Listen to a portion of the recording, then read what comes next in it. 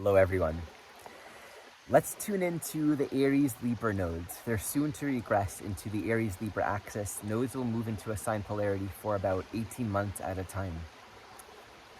As I've spoken, this is a very powerful nodal shift, in particular the next few months.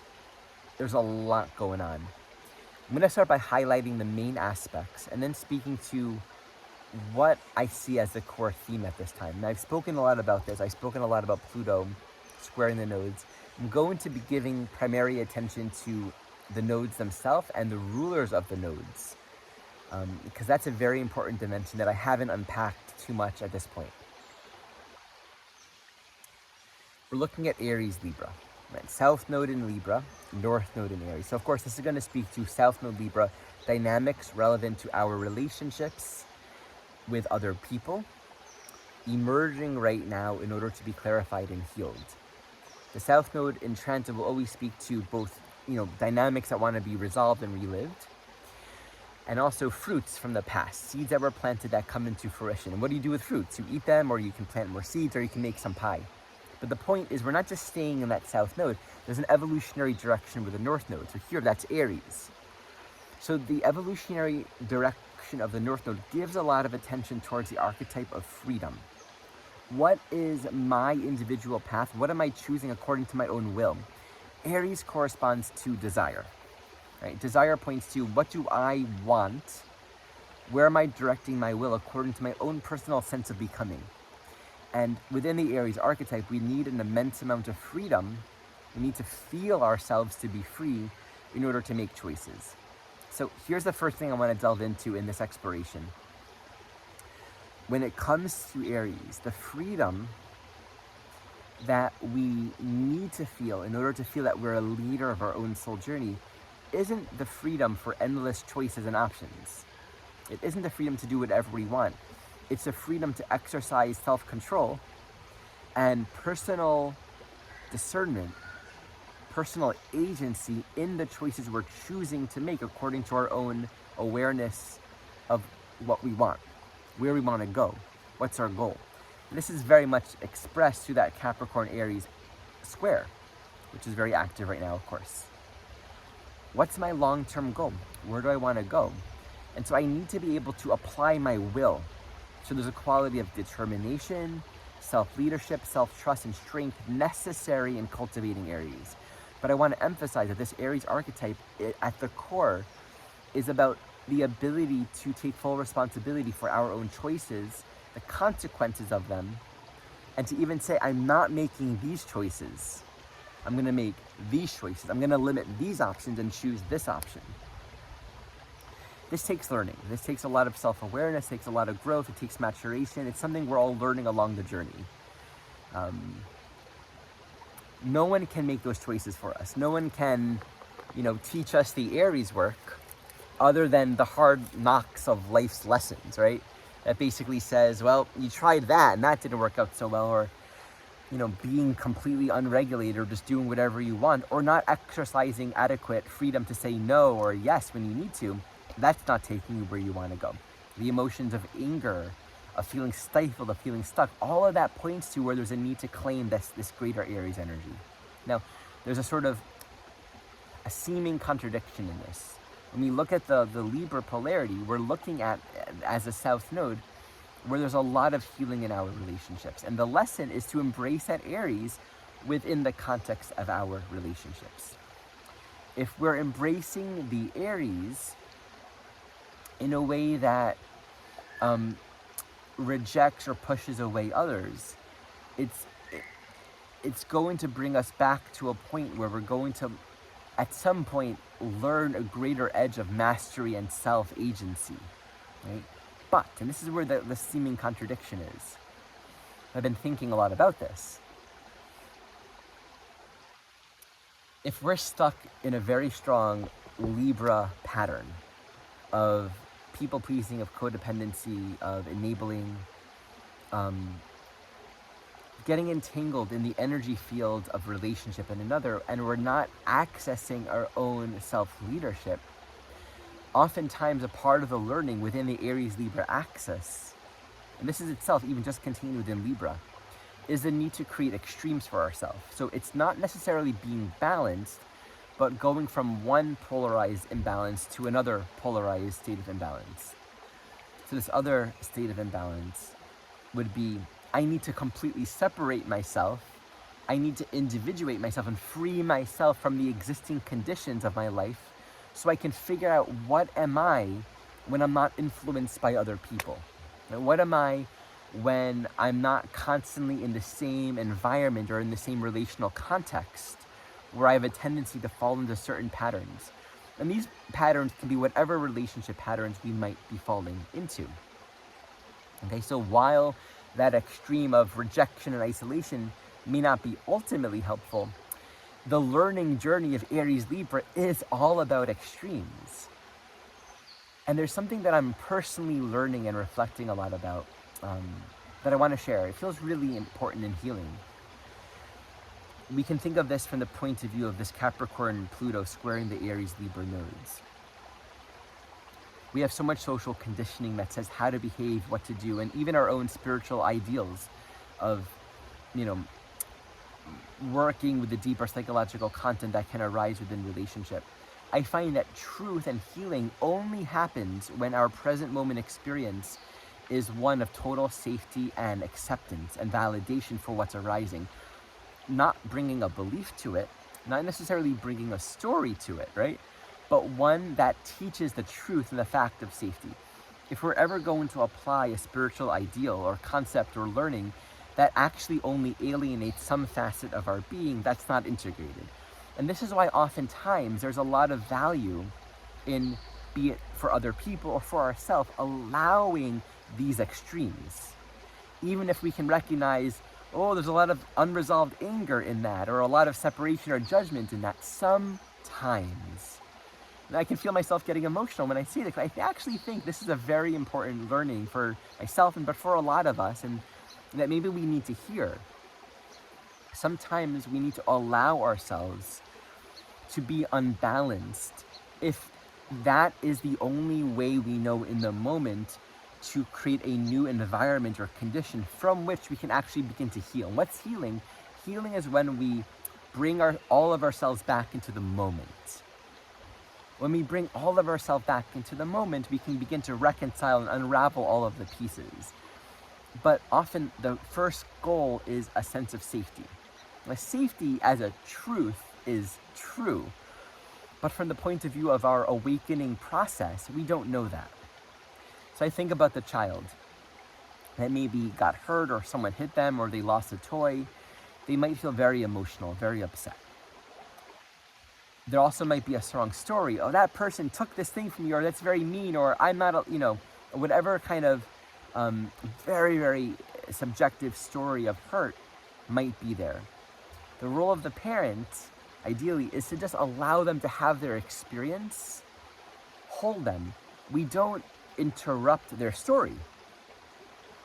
We don't interrupt, I'm feeling emotional again when I say this, we don't interrupt their story, we don't interrupt their convictions of victimization and hurt and blame and shame and good guy and bad guy. We just allow them to see it through entirely. But we do that in a way where we show them non-verbally that they're safe and loved right now. The imprinting of I'm safe and loved to be where I am right now, even if I'm in a total illusion, even if I'm totally wrong about my story, no one's telling me that. But I'm held and I'm protected and I'm regulated.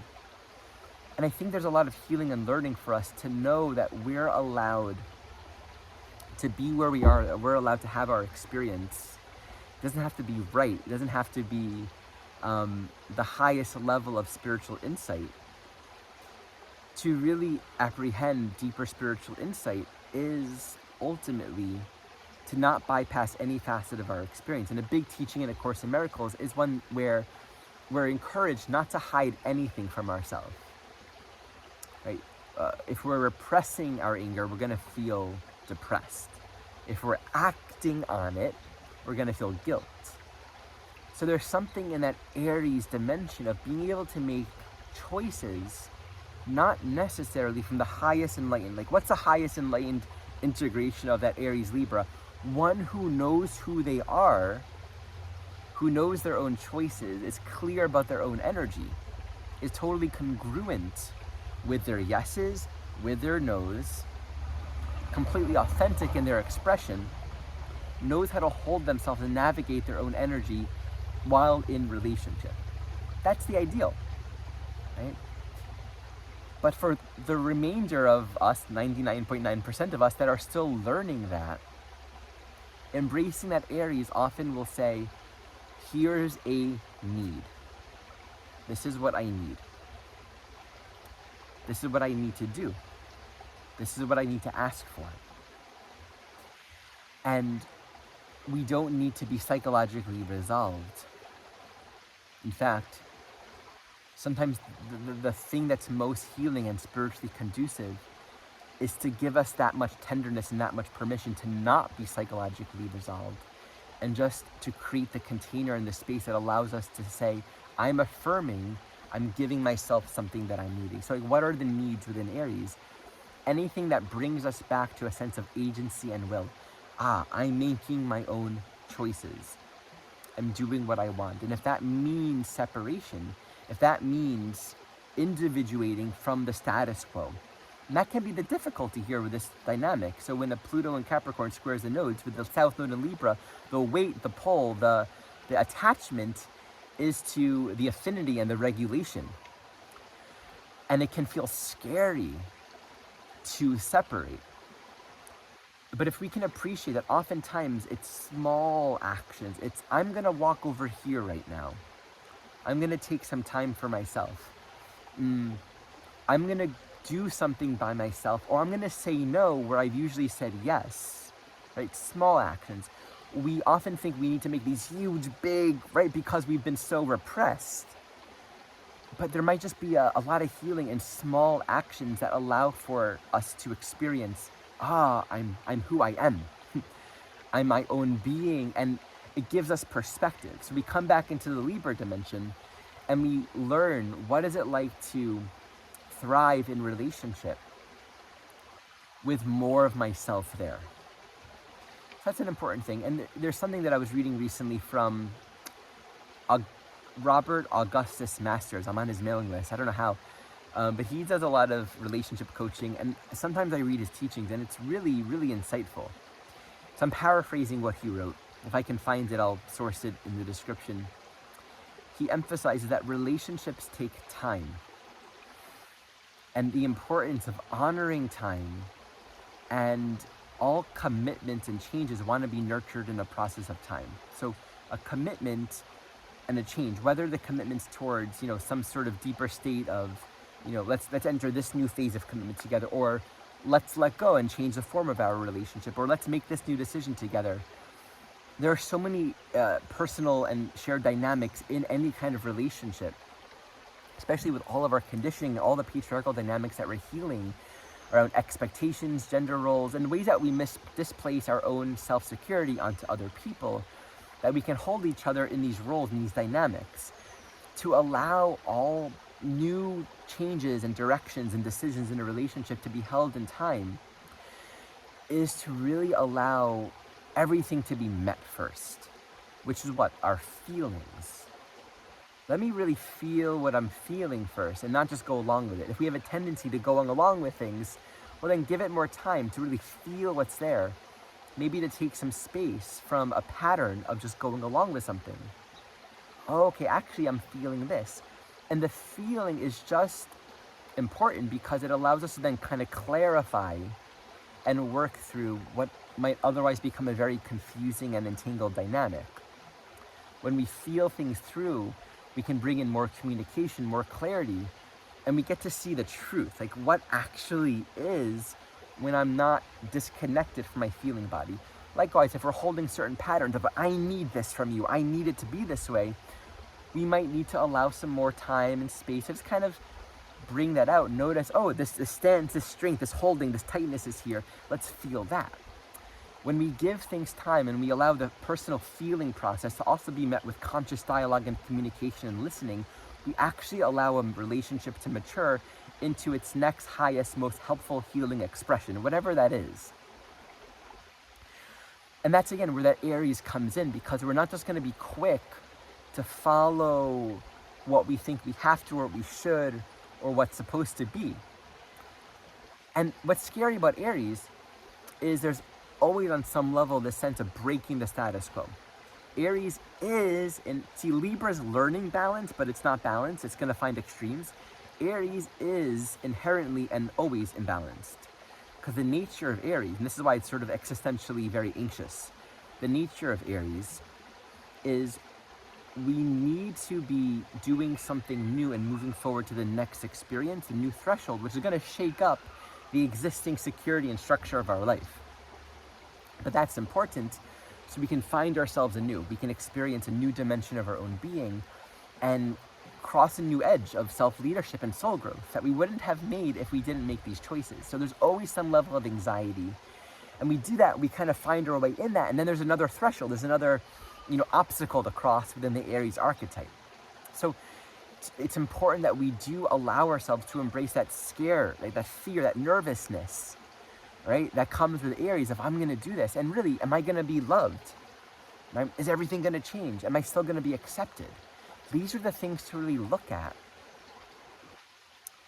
And if we don't embrace whatever we need to do to connect with our own will and freedom, then this is where the reactivity will come in. That repressed Aries dimension will be reactive. It'll act out in inappropriate moments. That anger and that energy is going to seep its way out. And here's another thing about Aries. We have a lot of energy.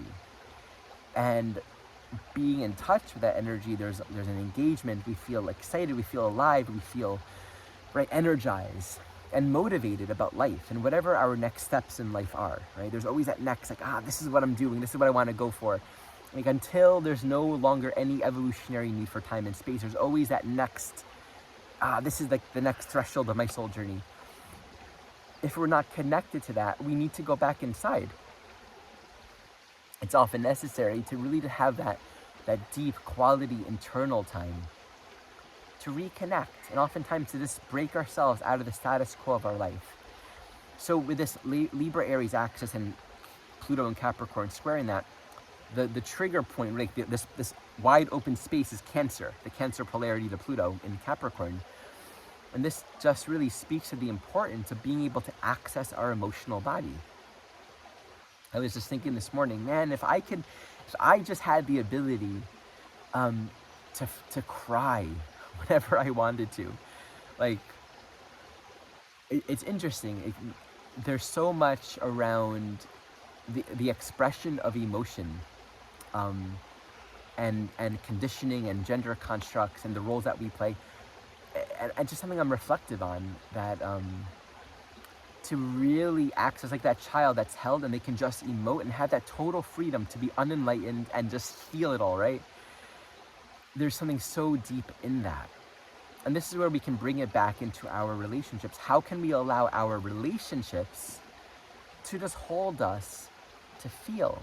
But then if we need to take some space and embrace new conditions in order to have enough perspective to actually be able to access deeper emotions that we're otherwise not able to access within the context of the status quo of our lives.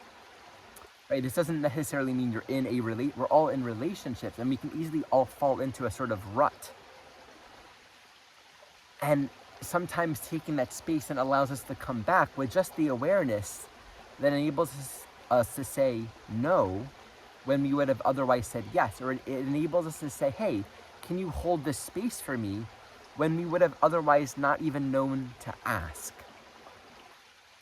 If we're too conditioned by who we're supposed to be and how we're supposed to behave. So this is a very powerful time. This is it's a very visceral time, because we are being drawn to greater freedom, greater awakeness, but I think it can really be bringing up where we need to take greater responsibility for navigating our lives within our relationships and making choices that might feel uncomfortable for us, all with the intention of reintegrating into a greater state of wholeness and ultimately a greater state of appreciation, right? We know that we're doing the work in relationship and we're allowing for all things to grow and nurture and taking its time, when the remaining energetic is one of appreciation. if we're fixing ourselves into a state of this is how I have to be and this is what things have to be and I can't make any changes, there might be a lot of unresolved emotions and unexpressed emotional energy. And we might not really just abide in a place of appreciation. I do believe that the deeper teachings of our life experience is forgiveness. And the deeper purpose of every relationship is forgiveness. And we only arrive there when we really yield ourselves to the deeper, immense gifts and healings that each relationship offers us. But we can't bypass that by trying to make ourselves something that we're not. We have to yield ourselves completely to the present moment. And sometimes it takes the courage of making a change, asking for something else, embracing something that we didn't think we needed to embrace. These are all very human relative facets, but necessary to embrace along the spiritual journey so that everything is complete. Ultimately, everything's seen through completely. Everything is felt completely. Right? The healthier child, in my opinion, is the one that will have strong emotions, feel things very deeply, and will move through it. And then will re-engage with that thing that they were triggered by a moment later. Versus the child that will not express their emotions, that won't risk the possibility of being loud and volatile and intense, and repress it. And I think we have to learn to repress it. Like that's crying when you're feeling unsafe is the instinctual response. Like that's the first thing a baby does. We have to learn not to do that in order not to do that. And I think developmentally, the ability to move through something completely, even if it's wild, is so much healthier. And in our life and in the world that we live, we often need to be able to almost like reparent ourselves and take some steps to go backwards in order to access a more raw space of just feeling and accessing what's inside. And then relearning how to allow our life and our relationships to support that. Until we do that, we're going to be stuck in these polarized thinkings that we won't know if our thoughts are true or not. Thoughts about ourselves, thoughts about other people, thoughts about what's safe and what's not safe. We need to give ourselves permission to follow what's helpful right now and not judge that, and to give that to each other. It's a huge lesson that I'm always learning in regards to myself and in the people that I work with. The significance of not having an answer or any spiritual teaching to offer to the calling for experience in the present moment. Thank you all for watching.